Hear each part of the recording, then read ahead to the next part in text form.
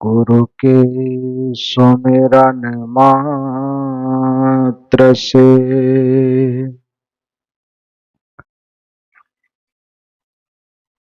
नासत विघ्न अनंत ताते सर्वारंभ में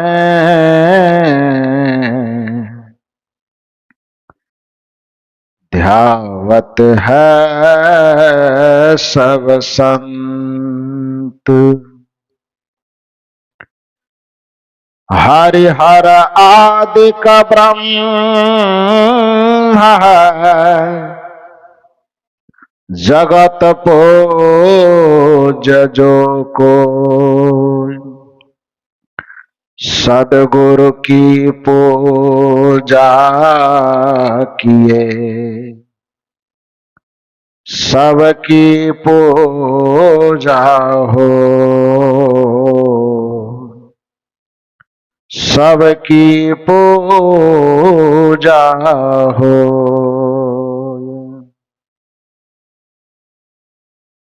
मेरे व्यवहारिक एवं पारमार्थिक जीवन के प्रबल प्रेरणा स्रोत परमाराध्य परम पूज्य सदगुरुदेव जी छत्तीसगढ़ के पावन धरा पर स्थित दुर्ग जिला के प्रसिद्ध शहर भिलाई में अवस्थित सदगुरु कबीर निर्मल ज्ञान मंदिर के तत्वावधान में आयोजित त्रिदिवसीय सत्संग समारोह के तीसरे दिन के प्रथम सत्र में मंच पर विराजमान अपने ज्ञान ध्यान त्याग तप एवं सदाचार की सुगंधि से पूरी मानवता को सुगंधित करने वाले परम वंदनीय संत समाज, इस परिवर्तन परिवर्तक स्थल पर विराजमान अध्यात्म प्रेमी सज्जनों तथा देवियों, इस मंच के माध्यम से दृश्य और श्रव्य दोनों रूप में बड़े अच्छे संदेश हम लोगों तक पहुंचाएगा। समाज शास्त्र यह कहता है कि मनुष्य एक सामाजिक प्राणी है। मनोविज्ञान यह कहता है कि मनुष्य एक संवेदनशील प्राणी है।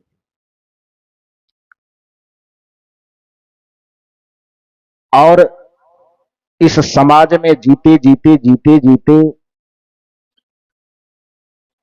कुछ न कुछ विकृतियां लोगों के मन मस्तिष्क में आ ही जाती। जैसे कपड़े मूलतः स्वच्छ होता है, लेकिन संसार के आबो हवा में रह करके धीरे धीरे कुछ न कुछ धूल कण इस पर पड़ते हैं और वह गंदा हो जाता है। स्वरूपतः वह गंदा होता नहीं है, ऊपर से गंदगी आ जाती, तो उस पर हम साबुन सर्फ इत्यादि का प्रयोग करके उसे पुनः धोते हैं और साफ कर देते हैं। उसी तरह से सामाजिक परिवेश में रहते रहते मनुष्य की चेतना पर जो धूल पड़ी, उन धूलों को दूर करने का प्रयास समय समय पर महापुरुषों के द्वारा किया गया। और मनुष्य के जीवन के लगभग जितने हिस्से हो सकते हैं, राजनीतिक हिस्से में विकृति आई तो उन विकृतियों को दूर करने के लिए भी महापुरुष आए। सामाजिक जीवन में विकृति आई, उसको भी दूर करने के लिए कुछ महापुरुष आए। साहित्यिक क्षेत्र में कुछ विकृति आई, उसको भी दूर करने के लिए महापुरुष आए। और सांस्कृतिक आध्यात्मिक क्षेत्र में कुछ विकृति आई, उसको भी दूर करने के लिए महापुरुष आए। पढ़े लिखे व्यक्ति यहां पर बैठे हुए हैं, इसलिए इस बात को आसानी से समझ पाएंगे। राजनीतिक क्षेत्र में विकृति आई थी तो उसको आंदोलित करने के लिए महात्मा गांधी आए थे।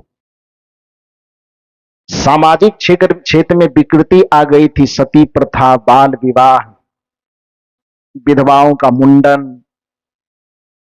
विधवा का पुनर्विवाह न होना, बहुविवाह की प्रथा, इन सारी विकृतियों को दूर करने के लिए महापुरुष आए थे।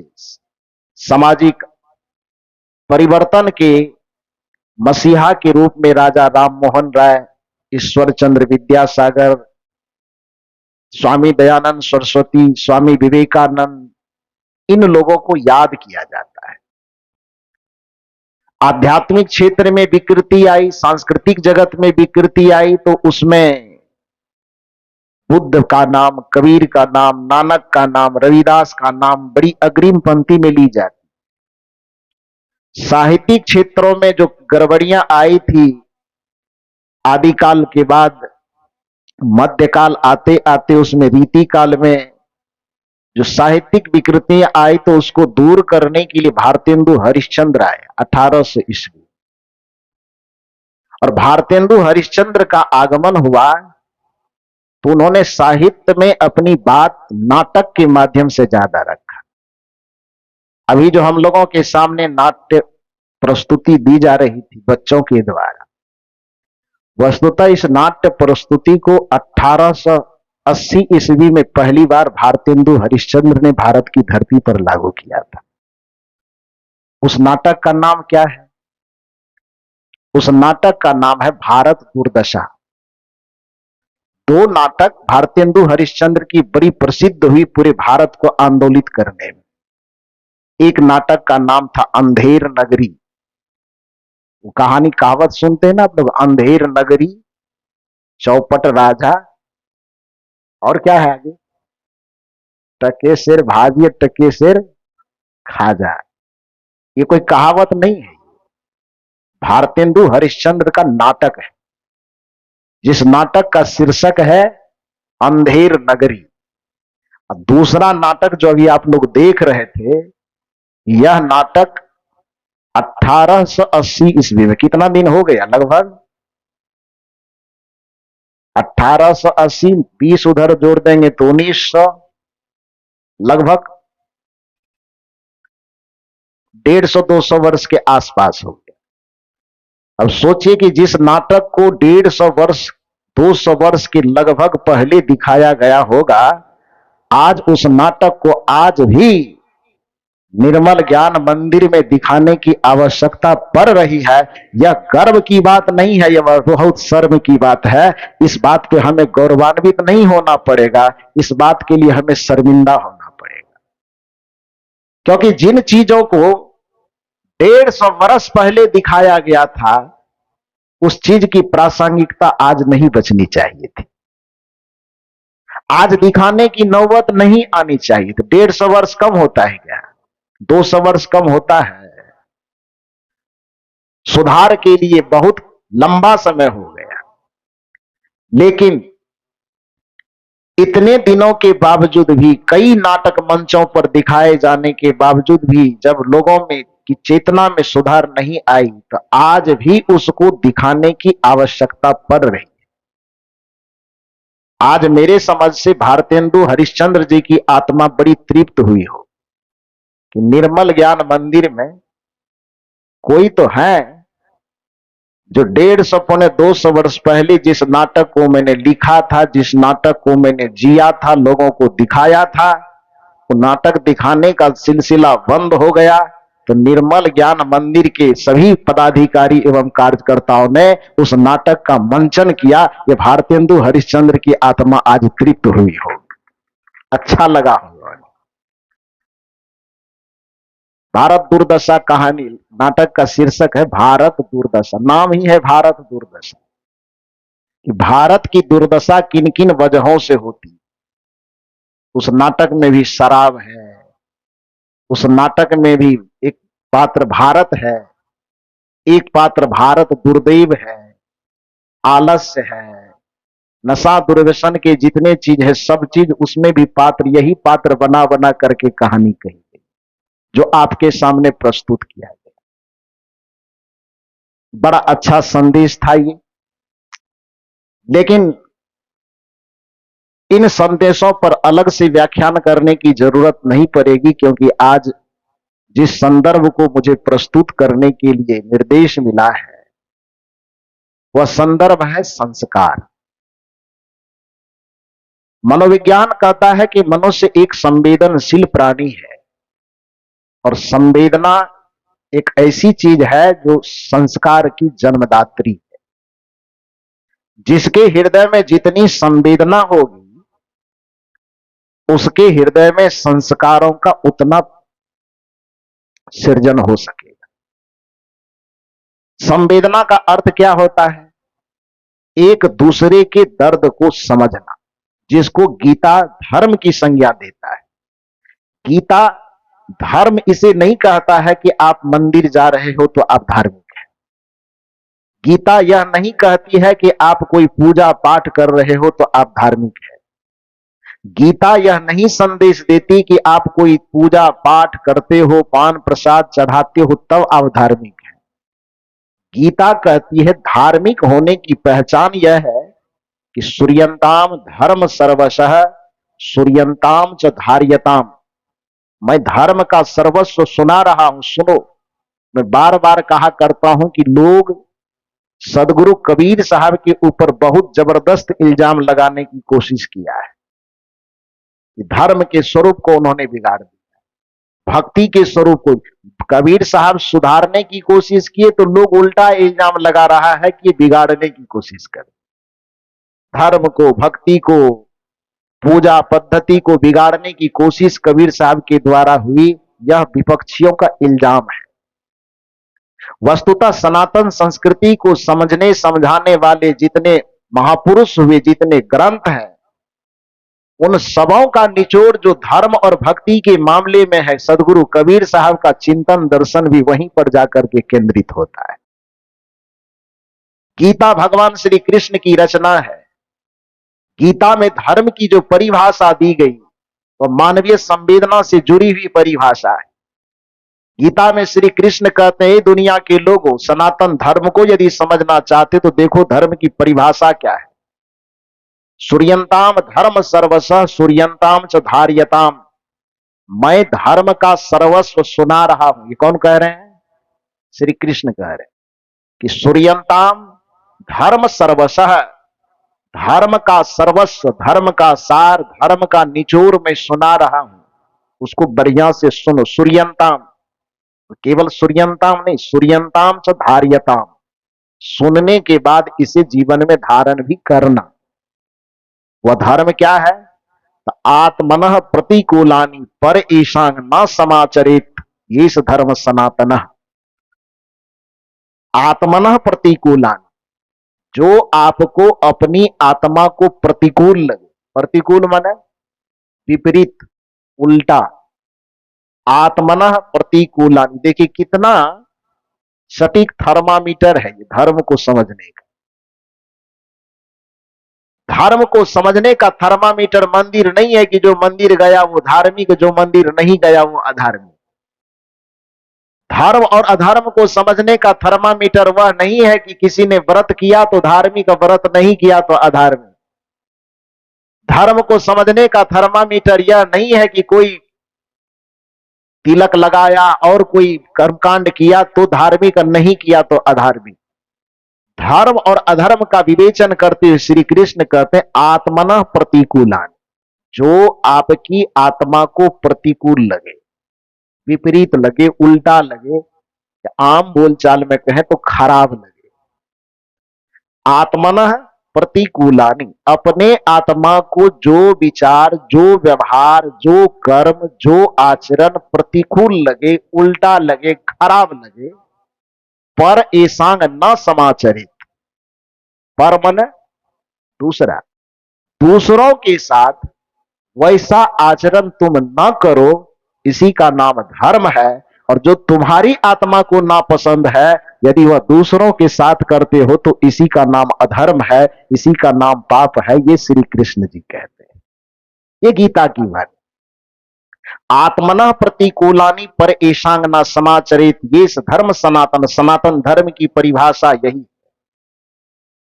अब सीधी सी बात है कि जो अपने आत्मा की अनुकूलता और प्रतिकूलता को समझ रहा है, मनोविज्ञान उसी को संवेदनशील व्यक्ति कहता है। जो अपनी आत्मा को समझ रहा है, साथ साथ दूसरों की आत्मा को समझ रहा है, उसी को सच्चे अर्थ में संवेदनशील कहा जाएगा। अब यदि हमको अपनी दुख, अपनी पीड़ा तो पीड़ा समझ में आती है, लेकिन दूसरे की पीड़ा हमें समझ में नहीं आती है, तो सदगुरु कबीर कहे या दुनिया के कोई भी महापुरुष कहे कि भैया तो जहां चले जा और कुछ हो सकते हो, लेकिन धार्मिक और भक्त नहीं हो सकते हो। जब तक तुम्हें दूसरे के हृदय को पढ़ने नहीं आएगा, जब तक तुम्हें दूसरे के हृदय की वेदना को पढ़ने नहीं आएगा, तब तक दुनिया में चाहे तुम कुछ और बन जाओ, लेकिन एक सच्चा मानव नहीं बन सकते हो, एक सच्चा धार्मिक नहीं बन सकते हो। इसलिए निवेदन किया गया है, जिसके दिल में दया का खजाना नहीं, राम का नाम लेने से क्या फायदा। दान का हाथ आगे बढ़ाया नहीं, खाली माला हिलाने से क्या फायदा। दिल में दया नहीं है, दिल में संवेदना नहीं है, जिनके साथ में संसर्ग में आपका जीवन यापन हो रहा है, उसके सुख दुख को अनुभव करने की संवेदना आपके हृदय में नहीं है, फिर आप मनुष्य किस चीज का है। मनुष्य एक सामाजिक प्राणी है, समाज के बीच में उसको जीना है, समाज के बीच में ही रहना है, परिवार के बीच में जीना, परिवार के बीच में रहना है। और जो व्यक्ति परिवार और समाज की संवेदना को नहीं समझ रहा है, वो भला ईश्वर परमात्मा भगवान को कैसे समझेगा। जो सामने में दिखने वाले के हृदय की वेदना को नहीं पढ़ रहा है, हृदय के दर्द को नहीं पढ़ रहा है, हृदय की पीड़ा को नहीं पढ़ रहा है, हृदय की मांग को नहीं पढ़ रहा है, भला बताओ कि निर्गुण निराकार ईश्वर परमात्मा जिसे आप आसमान में खोजने की बात करते हो, उसकी संवेदना से अपनी संवेदना का तार कैसे जोड़ पाओ, उसकी चेतना से अपनी चेतना का तार कैसे जोड़ पाओ।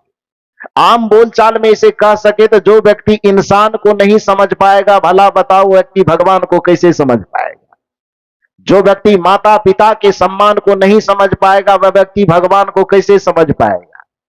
जो व्यक्ति आत्मा की मर्यादा नहीं कर सकेगा, भले वह परमात्मा की मर्यादा कैसे कर पाएगा।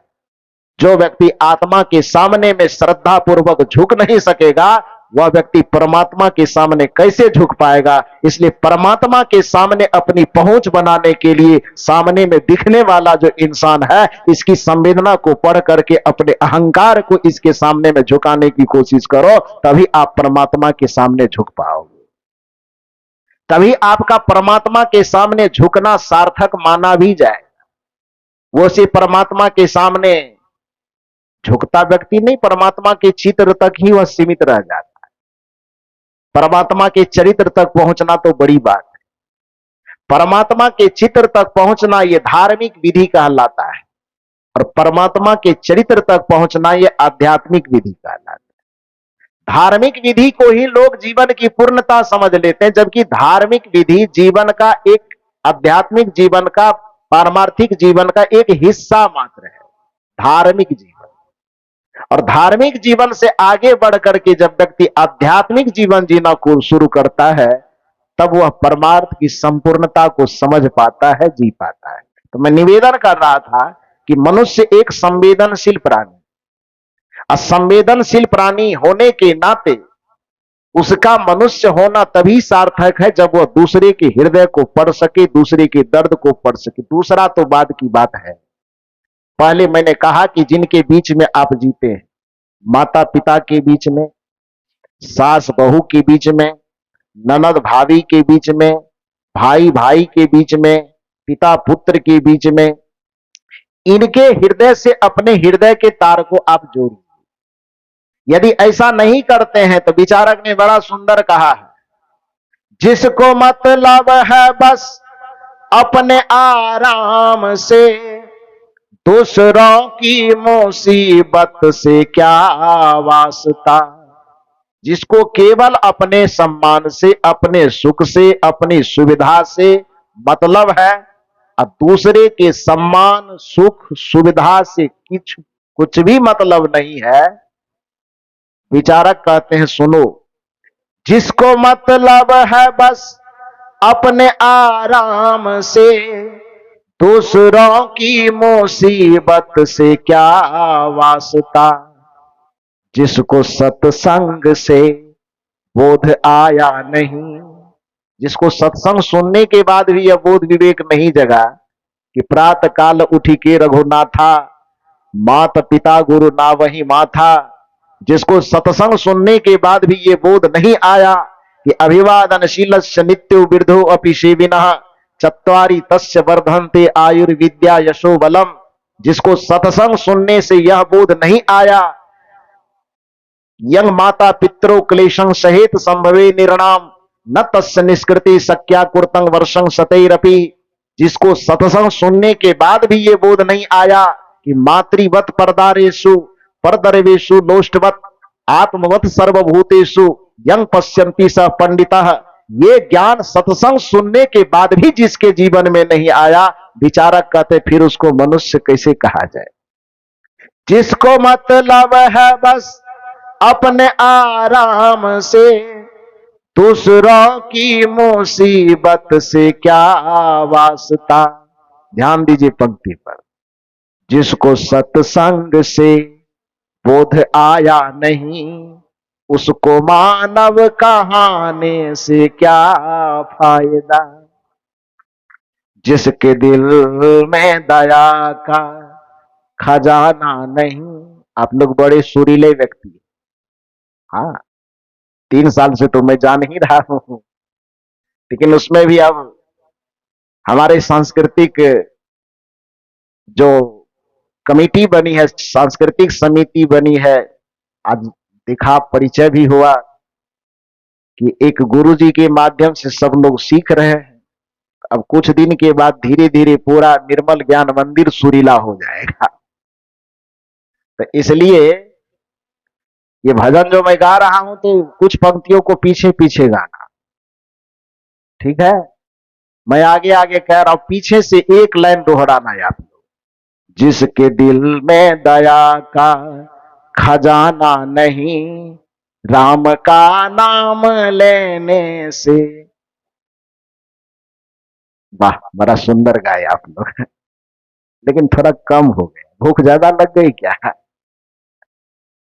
अभी तो तुरंत आएंगे तो तुरंत भूख कैसे लग गई? बढ़िया से गाइए तो आप लोगों को प्राइज मिलेगा। हाँ, जिसके दिल में दया का खजाना नहीं, राम का नाम लेने से। गड़बड़ा गया, इधर वाले का सुर कम लग रहा है। आप लोग इन लोगों से ट्रेनिंग ले लीजिएगा। कहीं आपका बड़ाई कर रहा हूं तो आप और नहीं कम धीरे धीरे गाने लगे। कंपटीशन में देख रहा हूं यहां से, इसलिए थोड़ा बढ़िया से दोनों तरफ से किधर से आवाज ज्यादा आती है। रात में मैं अपने दोनों कान का इलाज करवाया हूं। हाँ इसलिए जोर से और बढ़िया से बताइए। जिसके दिल, जब तक बोलिएगा नहीं बढ़िया से, एक ही पॉइंट को रिपीट करूंगा मैं। हाँ, 1.5 घंटे का सत्संग इसी में खत्म हो जाएगा, तो इसलिए ज्यादा रिपीट नहीं करवाना चाहते हैं तो बस एक ही बार में बढ़िया से बोलिए। जिसके दिल में दया का खजाना नहीं, राम का नाम लेने से। वाह, बहुत बढ़िया गया। इस बार मैं आप लोगों के लिए ताली बजा देता हूं। दान का हाथ आगे बढ़ाया नहीं, खाली माला हिलाने से। वाह वाह वाह वाह। मैं तो मंदिर गया, ध्यान से सुनो, संवेदना किसे कहते। मैं तो मंदिर गया पूजा आरती की, पूजा करते ही मन में ख्याल आ गया। मंदिर में पुजारी बनने के लिए गया, लेकिन संजोग से मंदिर में राम लक्ष्मण जी की मूर्ति लगी हुई थी, सीता जी की मूर्ति लगी हुई थी, बगल में दुर्गा जी की मूर्ति लगी हुई थी। उन मूर्तियों को देख करके भक्त के मन में एक ख्याल आया, प्रेरणा जगी कि राम का जन्म तो अयोध्या में हुआ था, लेकिन वह राम अयोध्या से सफर करके छत्तीसगढ़ या पूरे भारत के जन जन के मन में और मंदिर में काहे से आए? कुछ तो किए होंगे ना। बिना किए तो किसी को मंदिर में कोई नहीं बैठाता है। कुछ तो अच्छा किए होंगे जिसके वजह से वो अयोध्या से चल करके उनकी कीर्ति, उनकी छवि, उनका यश हमारे आपके मन तक पहुंचा, और हम लोग अपने मन मंदिर में बैठाने के साथ साथ उसे मंदिर बना करके हम वहां पर बैठाए हैं। क्यों बैठाए? कुछ तो कारण रहा होगा।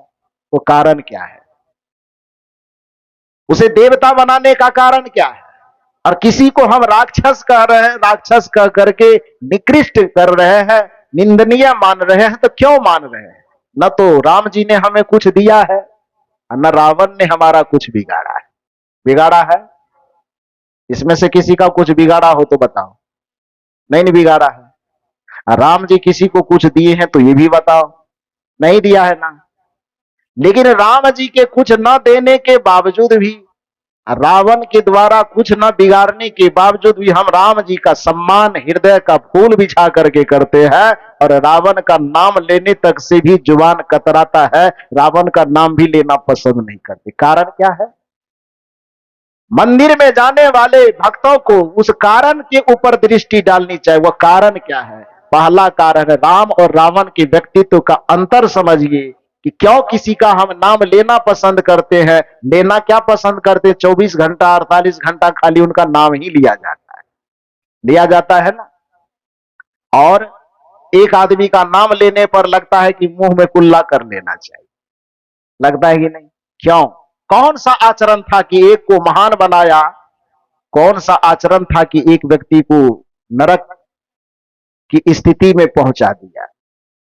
उसमें रामचरितमानस कहता है कि राम जी के बचपन का संस्कार था, प्रातः काल उठी के रघुनाथा।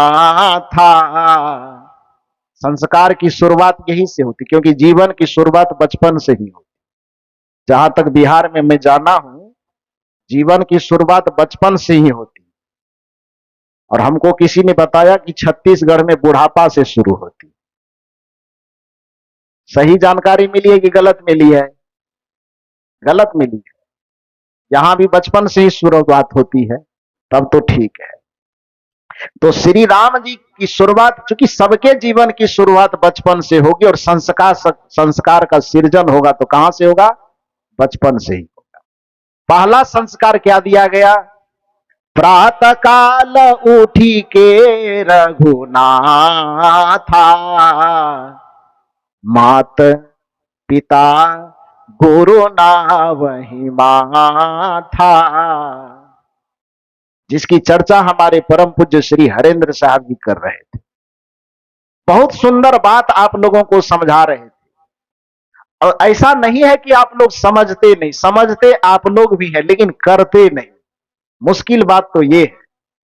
सुनते हैं, समझते हैं, सब चीज जानते बूझते भी जब करने की बारी आती है तो माता पिता सास ससुर की अवहेलना करके बस डायरेक्ट मंदिर पहुंच जाते। मंदिर पहुंचना कोई बुरी बात नहीं है, लेकिन कोई विद्यार्थी केवल विद्यालय जाए और अपने घर पर विद्यालय में पढ़ाए हुए बात का रिवीजन घर में न करे, तो बताइए कि वह विद्यार्थी पास करेगा कि फेल करेगा? क्या करेगा? फेल करेगा ना। तो विद्यालय में जैसे पढ़ने जाते हैं, किंतु घर में आकर के भी उसका प्रैक्टिस करते हैं, उसका अभ्यास करते हैं, उसी तरह से मंदिर में जिन चित्रों को आप देखने जाते हैं, तो मंदिर में केवल चित्रों को मत देखिए, बल्कि उनके चरित्र को समझ करके उसके चरित्र को अपने आचरण में शामिल का प्रयास कीजिए, तो आपका मंदिर जाना भी सफल हो जाएगा, मंदिर जाना भी सार्थक हो जाएगा। लेकिन आप चित्रों में ही इतना अटक जाते हैं कि चरित्र तक पहुंच ही नहीं पाते। राजस्थान की एक घटना बताऊं। एक दिन लगभग 12 बजे रात के आसपास आश्रम में किसी ने फोन किया, रात्रि के 12 बजे, गहरी नींद में सोए हुए। और हम लोग को अब लोग इतने देश दुनिया से चाहने जानने मानने लगे हैं कि रात दिन सब बराबर कर देते हैं। हमारे श्री हरेंद्र साहब जी 65 में भी कार्यक्रम करवाए थे।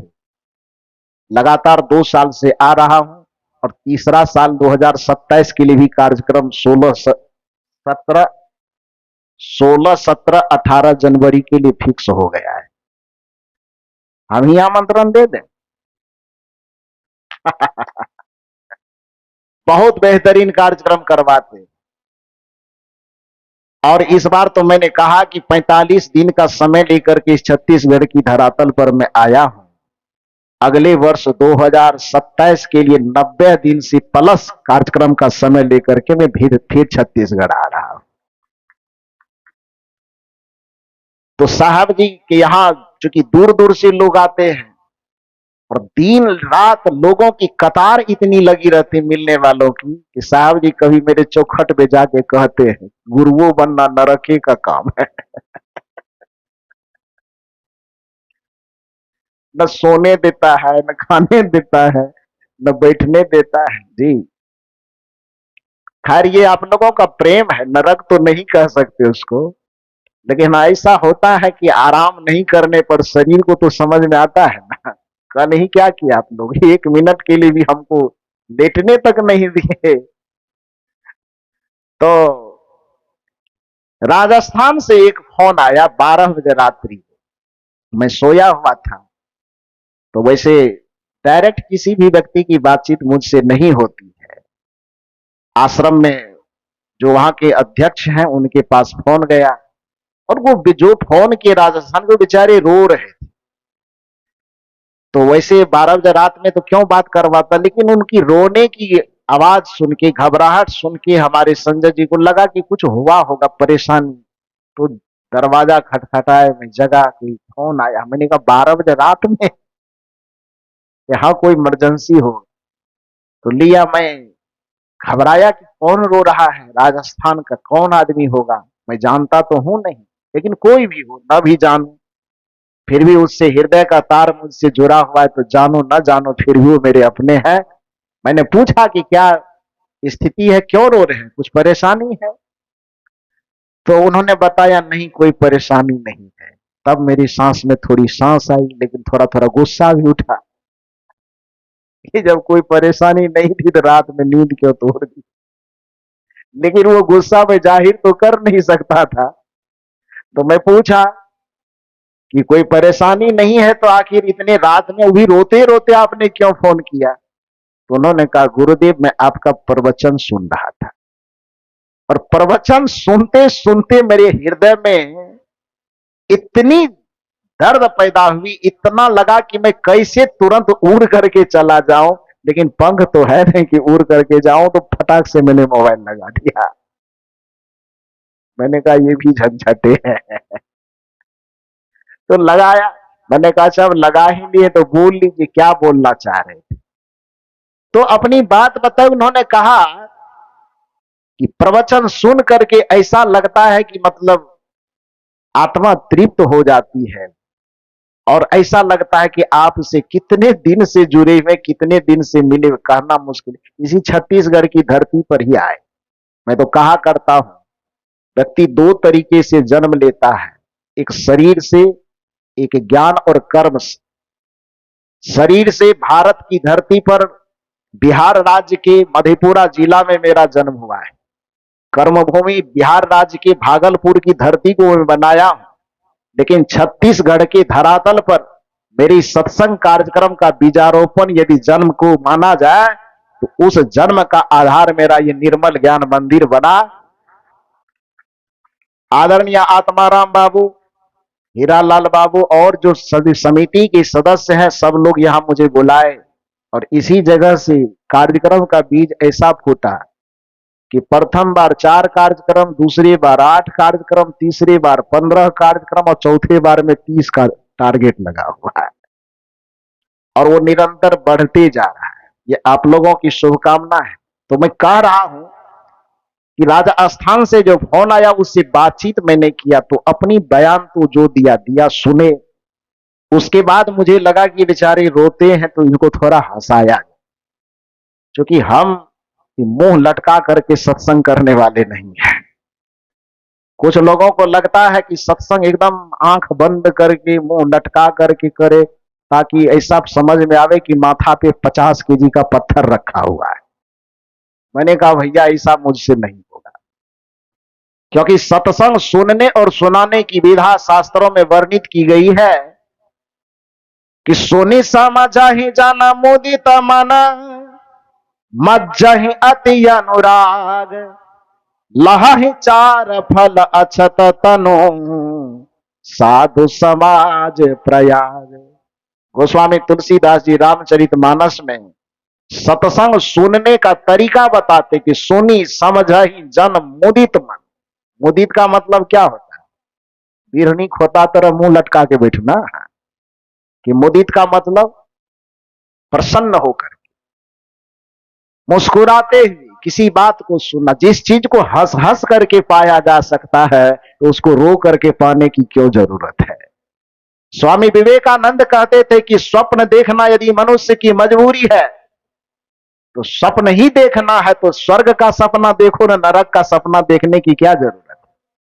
जिस बात को मुस्कुरा करके सीखा जा सकता है, जिस बात को मुस्कुरा करके जिया जा सकता है, जिस बात को मुस्कुरा करके पिया जा सकता है, उस बात को माथा बोझिल करके मुंह लटका करके सुनने की कोई आवश्यकता नहीं है। ये फूल गले में लटके हुए हैं, बताओ यदि ये फूल मुरझाया रहता तो मेरे गले तक पहुंचता क्या? सूखा हुआ फूल, मुरझाया हुआ फूल कभी कोई मूर्ति के सामने, चित्र के सामने चढ़ाता है क्या? ये संकेत क्या देता है? यदि फूलों को महात्माओं के गले तक पहुंचना है, इन फूलों को भगवान के चरणों तक पहुंचना है, तो इस फूलों को मुरझाना नहीं पड़ेगा बल्कि इस फूलों को मुस्कुराना पड़ेगा, तभी ये भगवान के चरण में पहुंचेंगे। उसी तरह से जो चेहरा, जो हृदय, जो मन हमेशा मुस्कुराते रहेगा वही परमात्मा के शरणागत हो सकता है, वही भगवान को समर्पित हो सकता है। तो इसलिए चेहरे को उदास करके, माथा को बोझिल करके सत्संग सुनो। कुछ लोगों ने कहा सत्संग में हंसना नहीं चाहिए। मैंने कहा लोग सत्संग में नहीं हंसेगा तो कहां हंसेगा? शराब के अड्डा पे जाकर के। हाँ, इस सत्संग में खुश नहीं होगा आदमी, सत्संग में नहीं हंसेगा आदमी, सत्संग में आदमी अपने चित्त के बोझ को, मन के बोझ को, माथे के बोझ को हल्का नहीं करेगा तो कहां करेगा? शराब के अड्डा पे कि सिनेमा घर में जाकर? उस सिनेमा घर में जाने वाले लोग होते तो फिर यहां सत्संग में क्यों आते? तो इसलिए सत्संग को सुनी समझहि जन मुदित मन, मुदित मन के साथ, प्रसन्न मन के साथ, निर्भर चित्त के साथ सत्संग को सुनना चाहिए। तो मेरे मन में यह हुआ बेचारा राजस्थान वाले जो फोन की 12 बजे रात में थोड़ा रो रहे हैं, परेशान हैं, तो सारी बातचीत करने के बाद मुझे लगा कि इन्हें थोड़ा कुछ हंसाना चाहिए। तो 12 बजे रात हंसाने वाली बात तो क्या करनी है बात? तो फिर मैंने उनसे कहा कि आप काम कौन सा करते हैं? अब हम तो नहला मारना चाह रहे थे, उन्होंने डायरेक्ट दहला मार दिया। हाँ, मैं सोचा था कि मैं हंसाऊंगा, मैं क्या हंसाऊंगा, उसने हंसाना शुरू किया। मैंने कहा कि क्या काम करते हैं आप? उन्होंने कहा साहब जी मैं भगवान बनाता हूं। मैंने कहा तो गजब बात हो गया, भगवान बनाते हैं? कहा हाँ साहब मैं भगवान बनाता हूं।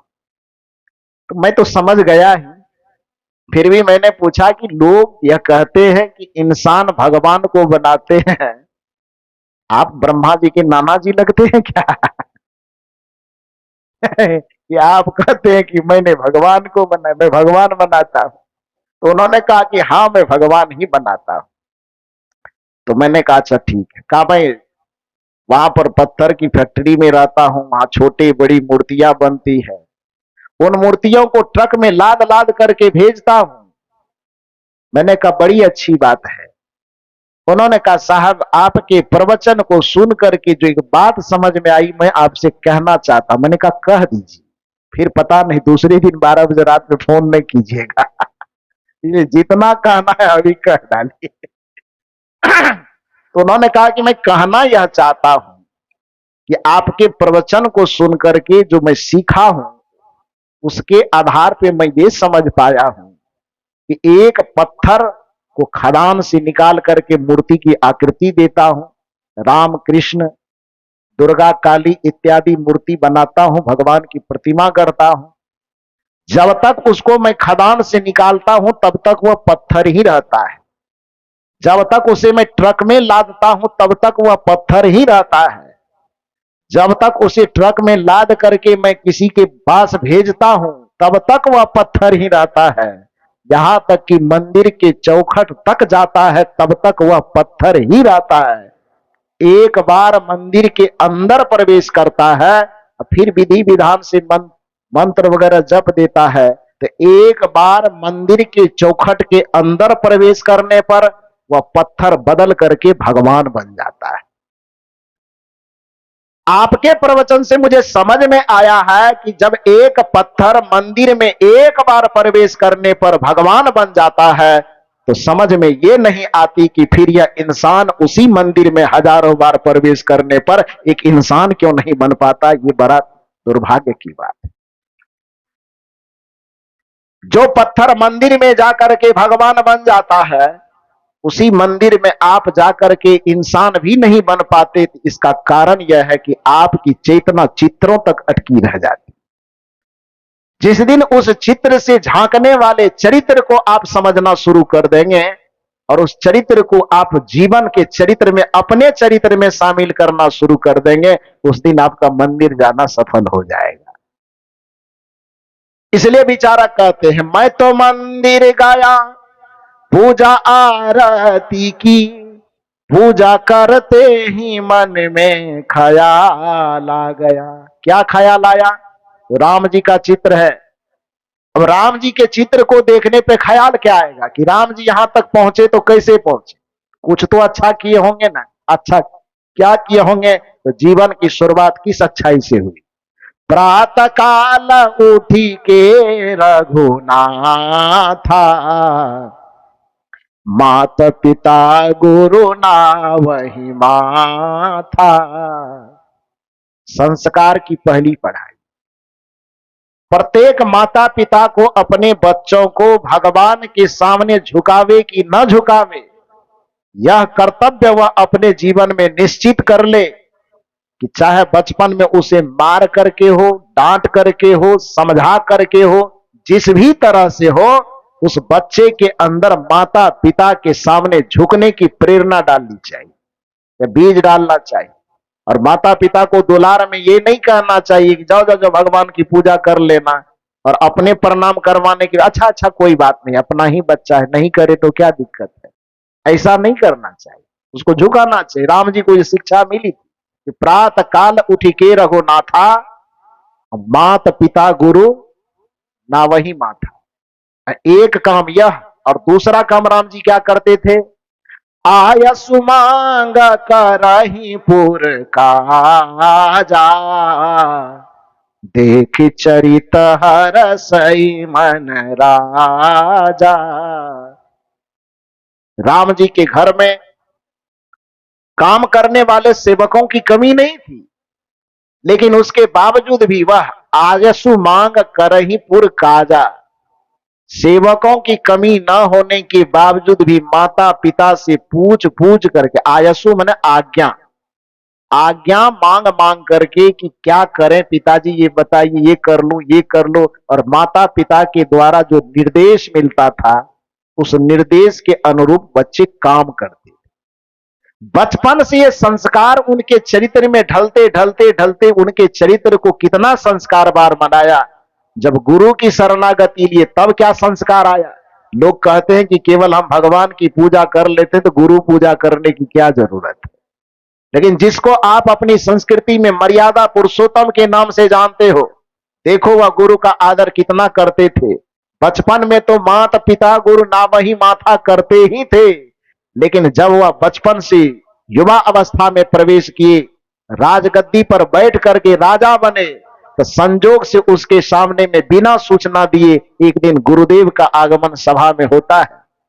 संस्कार बचपन से कितना अच्छा है, उसके हृदय की संवेदना कितना विस्तृत है कि गुरुदेव को यह नहीं कहते कि अब मैं भगवान बन चुका हूं तो आप वेटिंग हॉल में थोड़ा देर बैठ के इंतजार कीजिए, ये नहीं कहा।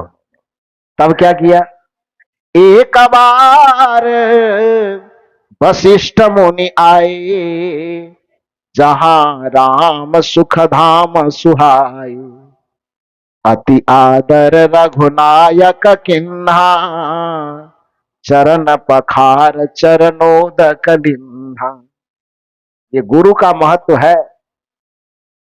संस्कार था बचपन से, इसीलिए वह ऊंचे पद पर पहुंच जाने के बावजूद भी वह संस्कार उसके अंदर अहंकार नहीं आने दिया, क्योंकि संस्कार एक प्रकाश है और अहंकार एक अंधकार है। जैसे प्रकाश के सामने अंधकार की उपस्थिति कभी नहीं हो सकती, उसी तरह से जिसके हृदय में संस्कार का उदय होगा उसके जीवन में कभी अहंकार नहीं आएगा, और जिसके जीवन में अहंकार नहीं आएगा उसके जीवन में कभी कोई विवाद नहीं हो सकता है। अहंकार ही हमारे जीवन के समस्त विकारों और विवादों की जननी है। अहंकार और संस्कार दोनों एक दूसरे के विपरीतार्थक चीज है। जैसे सूर्य के सामने कभी अंधकार नहीं पहुंच सकता, उसी प्रकार से एक अच्छे संस्कारशील व्यक्ति के पास में कभी अहंकार नहीं पहुंच सकता। तो राम जी के सामने अहंकार इसलिए नहीं है क्योंकि बचपन से ही उसके अंदर संस्कारों का बीजारोपण किया गया।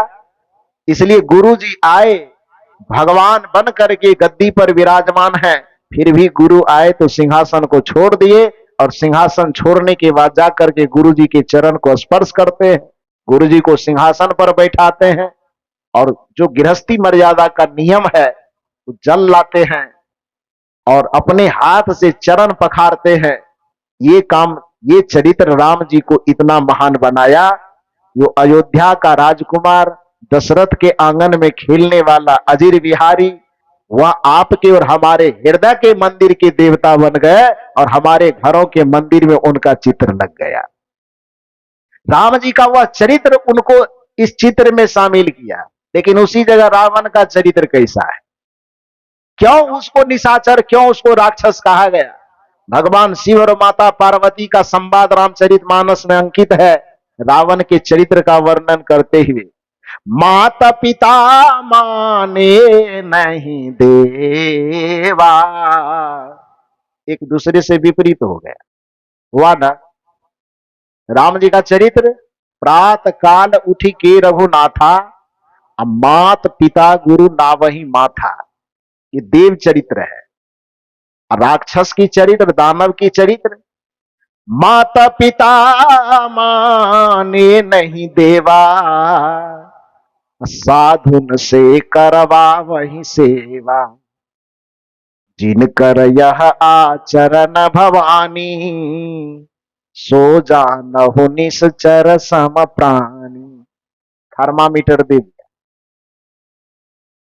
किसे देव कहेंगे किसे दानव कहेंगे। अब इस थर्मामीटर से आप अपना मूल्यांकन कीजिए कि आपके परिवार में देव रह रहा है कि दानव रह रहा है। आपका जो आचरण है वह आचरण पुजारी वाला है कि आपका आचरण दुराचारी वाला है? आपका आचरण देव वाला है कि आपका आचरण दानव वाला है? इन दो थर्मामीटर से तुलना कीजिए, किसी को कहने की जरूरत नहीं। अपने मन का मूल्यांकन खुद कीजिए, आप अपने चरित्र का मूल्यांकन कीजिए कि प्रात काल उठी के रघुनाथा, मात पिता गुरु नावही माथा, ये देव चरित्र है। मात पिता माने नहीं देवा, साधुन से करवा वही सेवा, जिनकर यह आचरण भवानी, सो जाना हो निश्चर सम प्राणी। उसको निश्चर के समान समझना चाहिए। तो जो माता पिता को न माने, इसका मतलब है कि उसकी संवेदना मर गई है।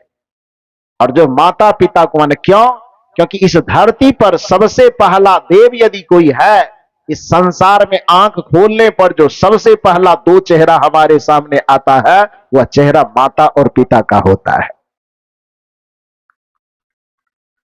और जो चेहरा हमारे सामने में आता है प्रथम चेहरा को ही हम पहचानने से भूल जाते हैं।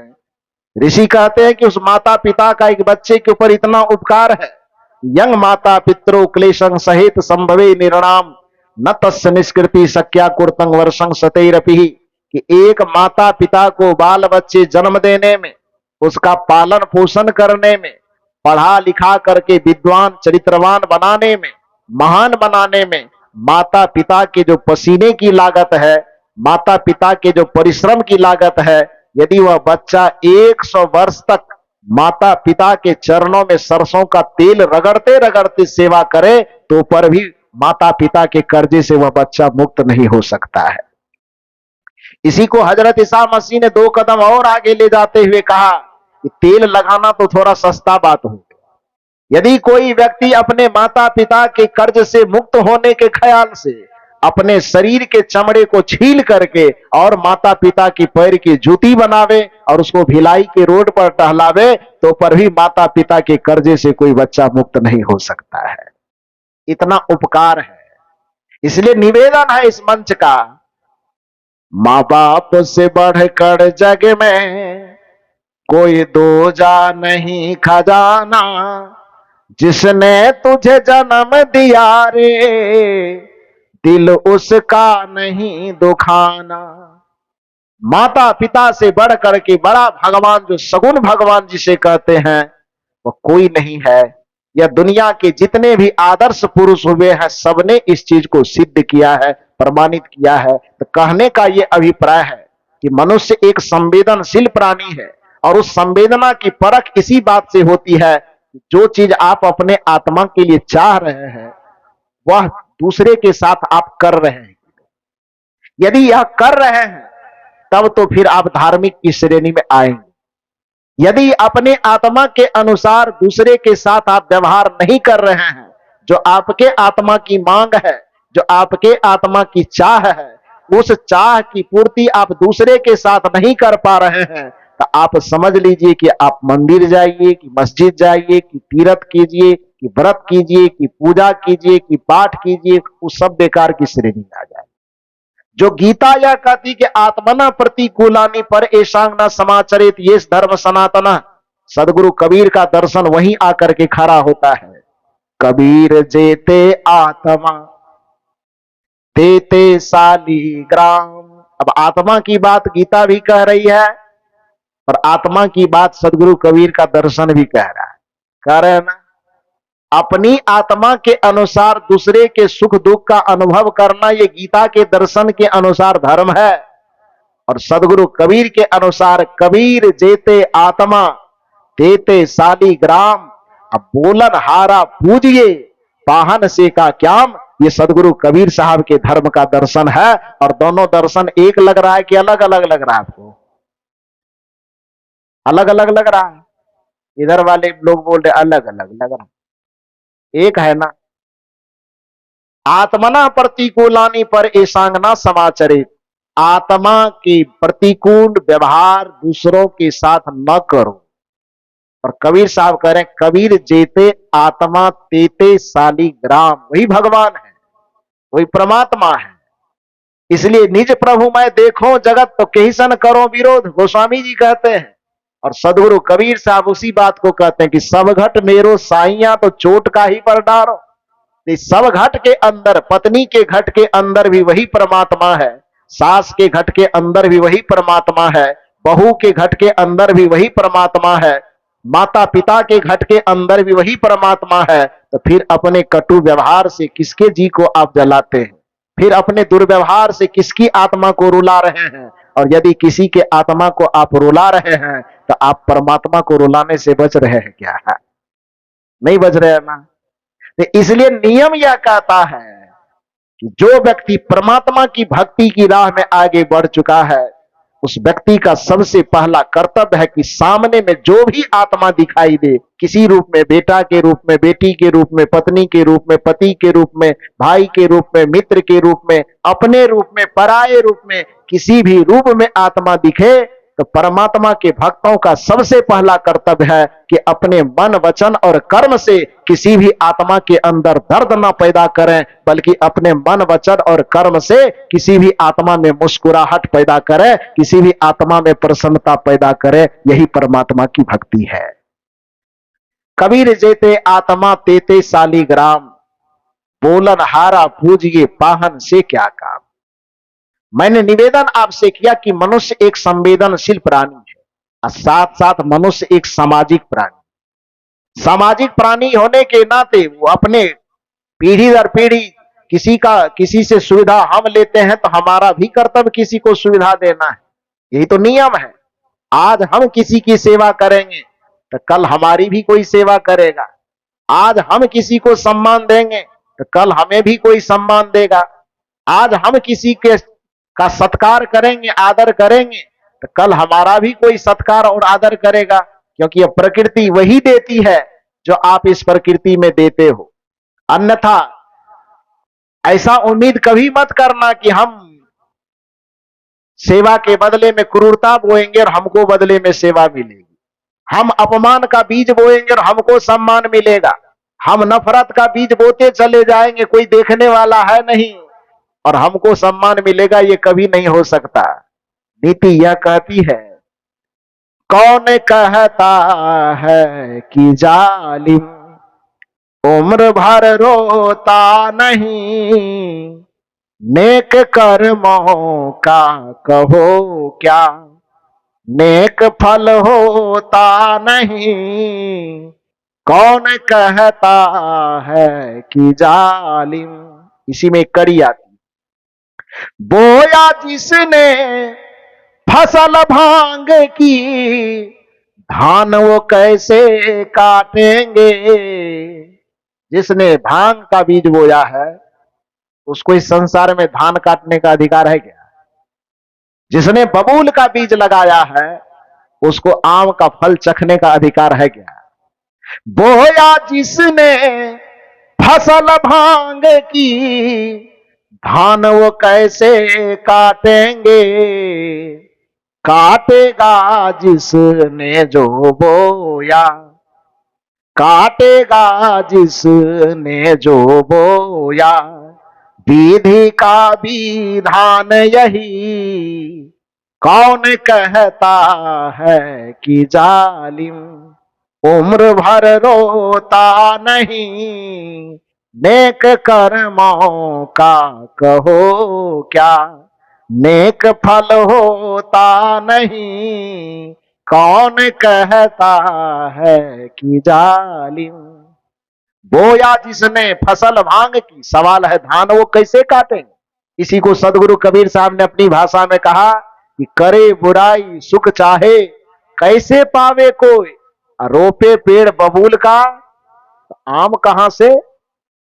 ये सवाल कबीर साहब आज से 600 वर्ष पहले किए, और वह सवाल आज भी ज्यों का त्यों है कि जिसने बबूल का बीज लगाया हो उसे आम का फसल काटने का कोई अधिकार नहीं। इसलिए जो सामने में हमारी पीढ़ी है, उस पीढ़ी का यदि हम सम्मान नहीं करेंगे, जो सामने में पीढ़ी है माता पिता गुरु और बुजुर्ग के रूप में, यदि उसकी हम सेवा नहीं करेंगे, उसका सम्मान नहीं करेंगे, उसको आदर नहीं देंगे, तो फिर आने वाली जो पीढ़ी जो हमारे बाद आएगी, वह पीढ़ी हमारा भी सेवा और सम्मान नहीं करेगा, और इस प्रकार यह दुनिया स्वर्ग के जैसा होते हुए भी धीरे धीरे नरक बनता चला जाएगा। जिस नरक से हर आदमी को बचने की कोशिश करनी चाहिए। अरे मरने के बाद वाला स्वर्ग मिलेगा नहीं मिलेगा उसकी चिंता क्यों कर रहे हैं। आप अपने जीवन में सत्संग और अध्यात्म को शामिल करके, अपने परिवार के बच्चों को संस्कार में शामिल करके, आप अपने जीते जिंदगी अपने घर परिवार और समाज को स्वर्ग बना लीजिए। मरने के बाद फिर स्वर्ग बनाने की, स्वर्ग में जाने का सपना नहीं देखना पड़ेगा। स्वर्ग बाहर में मरने के बाद स्वर्ग में जाने का सपना वही व्यक्ति देखता है जिसको अपना पूरा जीते जिंदगी नरक में गुजारना पड़ रहा है। नरक में गुजारने का मतलब चिंता में जीवन गुजारना, टेंशन, जिसको अंग्रेजी में टेंशन कहते, जो टेंशन में जी रहा है वो नरक में ही तो जी रहा है। जो चिंता में जी रहा है, जो ईर्ष्या में जी रहा है, जो द्वेष में जी रहा है, जो उद्विग्नता में जी रहा है, जो नफरत में जी रहा है, जो घृणा में जी रहा है, उसके लिए और अलग से नरक बनाने की क्या जरूरत है? खुद ही नरक में जल रहा है। स्वर्ग में जीने के लिए कल भी मैंने कहा था, मृदुबानी सुंदर बर्ताव सभी गुणों की खान है, प्रेम की गंगा बहे जहां पर वह घर स्वर्ग समान है। जिस घर में, जिस व्यक्ति के बीच में, जिन संबंधों के बीच में प्रेम की गंगा बहे, वह घर स्वर्ग के समान है, वह रिश्ता स्वर्ग के समान है, वह मनुष्य मनुष्य का जुड़ा स्वर्ग के समान है। जहां पर स्वर्ग को लाना चाहते हैं वहां कुछ मत कीजिए, बस हृदय के अंदर संवेदना को जागृत कीजिए और उस संवेदना में संस्कार को जन्म लेने दीजिए, स्वर्ग आ जाएगा। वहां स्वर्ग अलग से लाने की जरूरत नहीं पड़ेगी। लेकिन होता क्या है कि हम देना चाहते हैं बबूल का बीज और लेना चाहते हैं आम का फल। हम करना चाहते कुछ नहीं, पाना बहुत कुछ चाहते हैं, जिसके परिणाम में हर आदमी का हाथ खाली रह जाता है। आज आदमी सामाजिक प्राणी कहलाने के बावजूद भी वह भीड़ में के रूप में इकट्ठा तो हो जाता है, लेकिन वह समाज नहीं बन पाता। क्योंकि पढ़े लिखे व्यक्ति आप बैठे हैं, आपको समझ में जरूर यह बात आएगी कि केवल आज परिभाषा रह गई कि मनुष्य एक सामाजिक प्राणी है, लेकिन आज मनुष्य समाज के रूप में परिणत हो रहा है क्या? नहीं हो रहा है। क्योंकि समाज किसे कहते हैं? सामाजिक शास्त्र यह कहता है कि जिस व्यक्ति की संवेदना, सुख दुख भाव अपनापन एक दूसरे से जुड़ा हुआ हो, उसको समाज कहा जाता है। लेकिन आज लोगों की नजर में लगता है कि भीड़ को ही समाज कहा जाता है। तो भीड़ को यदि समाज कहा जाएगा तो एक बात बताइए, कहीं दुर्गा पूजा का मेला लगा है, काली जी का मेला लगा है और उसमें लाखों लोग जुट गए हैं, तो उसको समाज कहेगा क्या? लोग रेलवे स्टेशन पर आप जाइए, एक एक स्टेशन पर आपको 4-4, 5-5 हजार लोगों की भीड़ मिलेगी, उसको समाज कहेंगे क्या? क्यों नहीं कहेंगे? लोगों का समूह तो है वहां। तो लोगों का समूह यदि इकट्ठा है फिर भी उसको हम समाज कह सकते हैं नहीं। केवल भीड़ पर यह निर्भर नहीं करता है, बल्कि उस भीड़ में एक दूसरे के सुख दुख, अच्छे बुरे, सुख संवेदना एक दूसरे से जिसके हृदय का जुड़ा हुआ हो, तो ऐसे संवेदना का तार जिस समूह का जुड़ा हुआ हो, वो समूह जब एक जगह पर इकट्ठा होता है तब उसको क्या कहा जाता है? समाज कहा जाता है। आज आप बताइए, समाज की परिभाषा तो दूर की बात है, एक छत के, एक घर के नीचे रहने पर भी परिवार के सभी सदस्य एक छत के नीचे हैं, एक छत भी कहना बेकार है। खास करके पति और पत्नी एक बेड शीट पर रहने के बावजूद भी आज जो उनकी जो दिल की दूरियां दिखाई देती है, वो दिल्ली और भिलाई से कम है क्या? है? किसी जमाने में बना होगा फिल्म का एक बड़ा सुंदर गाना, जो हमारे कलाकार बंधु सब बैठे हुए हैं, वो लोग अच्छे तरीका से गाएंगे, हम टूटी फूटी भाषा में गा देते, गावे। बड़ा सुंदर गजल है जो आप लोग सुने हो, जिंदगी की राहों में रंजो गम के मेले हैं। सुने कि नहीं? ये भी सत्संग ही है। मत कहिए कि गजल क्यों गाने लगे, कहिएगा हम तो भी गाएंगे। जिंदगी की राहों में रंजो गम के मेले है। क्यों है रंजो गम के मेले? क्योंकि आज आदमी के पास समृद्धि के नाम पर केवल कपड़ा चमका है। आज आदमी के पास समृद्धि के नाम पर केवल मकान बड़ा बना है। आदमी के पास समृद्धि के नाम पर खाने की थाली बहुत सज गई है, 4-5 वैरायटी से, 4-5 सब्जियां हो गई, पतले पतले चावल हो गए, अरहर की दाल हो गई, कचौड़ी पकौड़ी हो गई, और हम जब आते हैं तो एक्स्ट्रा में आलू का गुंडा भी मिल जाता है। यहां वाले लोगों ने नहीं खिलाया है। हाँ, अगले साल से सत्संग में नहीं आऊंगा, आत्माराम बाबू, ठीक है, खिलाएंगे। अच्छा अच्छा, तब तो आना पड़ेगा।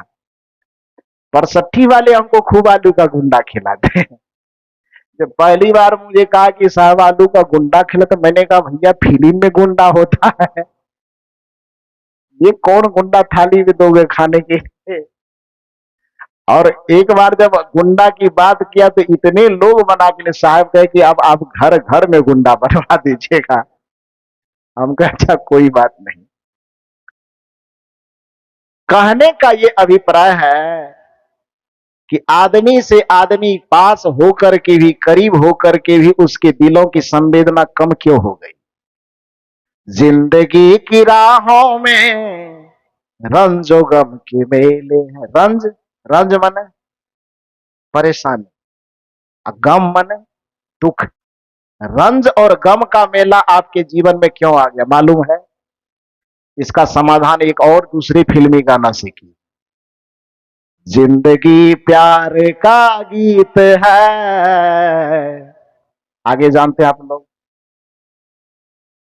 जानते हैं कि नहीं? हाँ, तब आत्माराम बाबू को पता है। बताइए। जिंदगी प्यार का गीत है, इसे हर दिल को गाना पड़ेगा। और यदि आपने ऐसा नहीं किया, अपने जिंदगी को गाना बना करके नहीं जिया, अपने जीवन को प्रेम का गीत नहीं बनाया, संवेदना का गीत नहीं बनाया, तब आपका जीवन क्या बनेगा? जिंदगी गम का सागर भी है, तैर के पार जाना पड़ेगा। आज आदमी रिश्तों को जोड़ता है इस उम्मीद के साथ, जब रिश्ता जुड़ता है ना नया नया, पति पत्नी का हो या कोई भी रिश्ता जीवन में नया नया आता है, तो इतनी खुशी होती है कि लोग आवेश में आके गठबंधन जोड़ता है। छोड़ेंगे न हम तेरा साथ हो साथी, मरते दम तक। एक जन्म का वादा नहीं करता है, एक जन्म नहीं 7 जन्म तक। इतना पर भी ब्रेक मार दो यार। एक के जन्म नहीं निभाया जा रहा, 7 जन्म का कमिटमेंट कर रहा है। छोड़ेंगे न हम तेरा साथ हो साथी, मरते दम तक। एक जन्म नहीं 7 जन्म तक, 7 जन्म नहीं जन्म जन्म तक। छोड़ेंगे न हम तेरा साथ हो साथी, मरते दम तक। ये वादा आज हकीकत है क्या? आज का हकीकत क्या है? आज का हकीकत क्या है? मन्ना डे को लाई उठा के, कसम वादे प्यार वफा सब। हकीकत यही है आज। सब सोच रहा है कि कौन कौन गाना गा रहे हैं।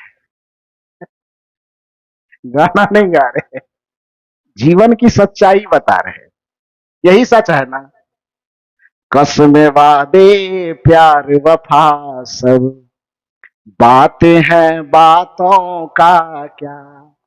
आज के रिश्तों का सच यही है, कोई किसी का नहीं ये झूठे, कोई किसी का नहीं ये झूठे, नाते हैं नातों का क्या। कसम वादे प्यार वफा सब, बातें हैं बातों का क्या। आज ये कसमें वादे प्यार वफा अपनापन रिश्ता नाता सब केवल बात का गुलदस्ता बन गया है। सच्चाई इसमें कुछ है नहीं। ऐसा लग रहा है कि नहीं, क्यों? क्योंकि आज मनुष्य के पास बाहरी समृद्धि तो खूब घटी, लेकिन हृदय की संवेदना उसकी गायब हो गई, हृदय का संस्कार उसका गायब होता चला जा रहा है। बाहरी समृद्धि आपको संपन्न तो दिखाता है, लेकिन आप सुकून से वंचित हो जाते हैं। जब बाहर की भौतिक समृद्धि भी आपके पास हो और अंदर हृदय आपका संस्कार से भरा हुआ हो, संवेदना से भरा हुआ हो, तब आपके जीवन में आनंद की पूर्णता का उद्घाटन होता है। आज यह न होने के कारण ही आप अच्छे पद पर हैं, अच्छे कपड़े पहन रहे हैं, अच्छा भोजन कर रहे हैं, अच्छे पलंग पर सो रहे हैं, ऊपर में एसी लगा हुआ है, फिर भी माथे से पसीना छूट रहा है। क्यों? जिंदगी की राहों में रंजो गम के मेले हैं। परिणाम क्या है? भीड़ है कयामत की, भीड़ है कयामत की, भीड़ है कयामत की, और हम, सच है कि झूठ है? हाँ, बिल्कुल सच है। जिसको दो माना जाता था अब डर से वो नीला ड्राम को देखता है तो कप कपाने लगता है। जिंदगी की राहों में रंजो गम के मेले हैं, भीड़ है कयामत की और हम अकेले हैं। जिंदगी की राहों में रंजो गम के मेले हैं। यह स्थिति आई क्यों? संवेदना के मर जाने के कारण। यह स्थिति आज रिश्तों में, घर में, परिवार में आई क्यों? आत्मा को न समझ पाने के कारण, और श्री कृष्ण ने जो गीता में धर्म बताया है उस धर्म को न मानने के कारण, कबीर ने जो आत्मा को ही परमात्मा मानने की बात कही है, ये न मानने के कारण केवल बाहरों में हम अटके रह गए और आत्मा से हम शून्य होते चले गए, आत्मा से विमुख होते चले गए, जिसके कारण हमारे जीवन का संस्कार भी गिरता चला गया और हमारे हृदय की संवेदना भी खत्म होती चली गई। भीड़ है कयामत की और हम, आगे आप लोग, आलू का कुंडा नहीं खिलाए, पूरा नहीं गाऊंगा, तो इसलिए आधा में गाऊंगा, आधा आप गाओ। भीड़ है कयामत की और हम सब अकेले हैं। आवाज फिर कम हो गई, थोड़ा एक बार और बढ़िया से। भीड़ है कयामत की और हम जिंदगी की राहों में रंजो गम के मेले हैं। उस अकेलेपन को खत्म करने के लिए कभी इस रिश्ते के पास, कभी उस संबंध के पास, कभी उस मित्र के पास, और बहुत जगह पर आदमी को अपने रिश्तों में सुकून नहीं मिलने लगता है तो फिर अलग अलग दोस्त, सहेलियां, सखियां बनाने लगते हैं लोग। किस लिए? सुकून प्राप्त करने। क्योंकि नीति यह कहती है कि घर में दाल, भात, रोटी, सब्जी बनने के बावजूद भी यदि आपका मुंह, आपका जीभ अचार मांग रहा है तो इसका मतलब है कि सब्जी फीका है, तब अचार खोज रहे हैं आप। सब्जी में ही यदि स्वाद हो तो अचार की जरूरत क्या पड़ेगी? मुंशी प्रेमचंद इसी बात को कहा करते थे, एक आदमी का पालतू कुत्ता यदि 10 लोगों के दरवाजे पर जाता है तो इसका मतलब है उसका मालिक उसको भरपेट खाना नहीं दे रहा है। यदि आदमी जो संबंध सुकून के लिए जोड़ता है, एक ही संबंधों से व्यक्ति के चित्त को विश्रांति मिलने लगे तो फिर दुनिया में दोस्त बनाने की आवश्यकता ही नहीं पड़ेगी, आदमी अपने जीवन में पूर्ण हो जाएगा। लेकिन जिनसे जिनसे हम सुख और शांति की उम्मीद करके संबंधों को जोड़ते हैं और वहां से जब हमारे मन को सुकून नहीं मिलने लगता है तो मन विज्ञान कहता है कि अब यहां से काम नहीं चलेगा, थोड़ा चौराहे पे जाके 10 लोगों से बातचीत करें, मिले जुले, मन को थोड़ा हल्का करें। कहता है कि नहीं कहता है? और इस उम्मीद में गाना देखो क्या कह रहा है, आईने के 100 टुकड़े करके हमने देखे हैं। ये आईना का 100 टुकड़ा क्या किया आपने? अपने मन के सुकून को खोजने के लिए 100 जगह आपने दोस्ती, रिश्ते, मोहब्बत बनाया। ये 100 टुकड़ा कर दिया। आईने के 100 टुकड़े करके हमने देखे हैं, आईने के 100 टुकड़े करके हमने देखे हैं, फिर भी परिणाम क्या निकला?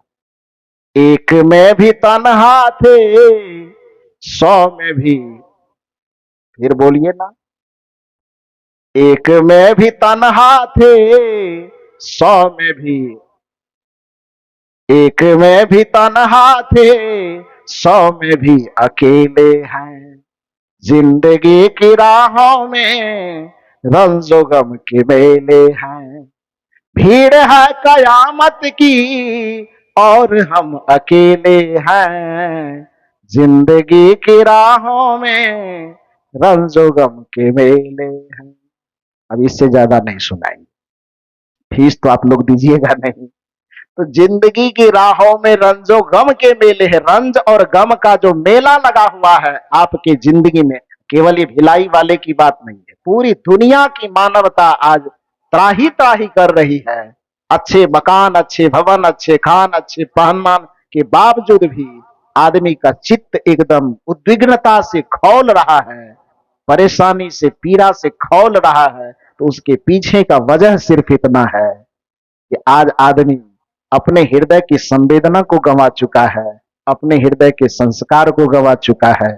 समय शायद कुछ ज्यादा हो गया। आप लोग इतना देर तक शांत होकर के मेरी बातों को सुना, इसके लिए आप सबों को बहुत बहुत साधुवाद देते हुए मंचासीन समस्त पूज्य संत गुरुजनों के चरणों में कोटि कोटि नमन वंदन करते हुए दर्शक दीर्घा में विराजमान सज्जनों एवं देवियों के हृदय में स्थित परम रमैया राम उस परमात्मा को सादर प्रणाम करते हुए, और यदि इतना देर बोलने में कुछ मुंह से गलती हो गई हो तो क्षमा ना करते हुए, हम तो मांगेंगे क्षमा, आप करना, जरूर करना, क्योंकि मैं बराबर कहा करता हूं कि आप मुझे एक महात्मा के रूप में सुनने आओ ना आओ कोई बात नहीं, लेकिन आप अपने भाई, अपना बेटा, अपना मित्र बना करके सुनने के लिए जरूर आना। और आप एक महात्मा को माफ करो न करो वो आपकी मर्जी, अपने बेटा को तो माफ करोगे ही करोगे ना। तो सबको बहुत बहुत साधुवाद देते हुए मंचासीन समस्त पूज्य संत गुरुजनों के चरणों में कोटि कोटि नमन वंदन करते हुए इस सत्र में मैं अपनी वाणी को यहीं पर विराम देता हूं।